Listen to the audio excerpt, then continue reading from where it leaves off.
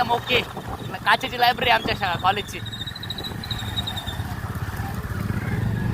वातावरण एकदम कडक आहे आमच्या कॉलेजचं. कॅम्पस आवर्जून भेट द्या. विक्की ब्रो, द्राक्षाची झाडं बघा. आपण आता थोड्याच वेळात टेकडीकडे पोहोचू आपण.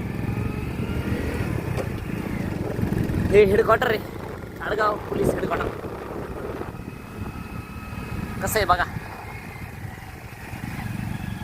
आता आपण एंट्री मारतो इकडं. मग इकडे आपण मस्त फोटोशूट करणार आहे.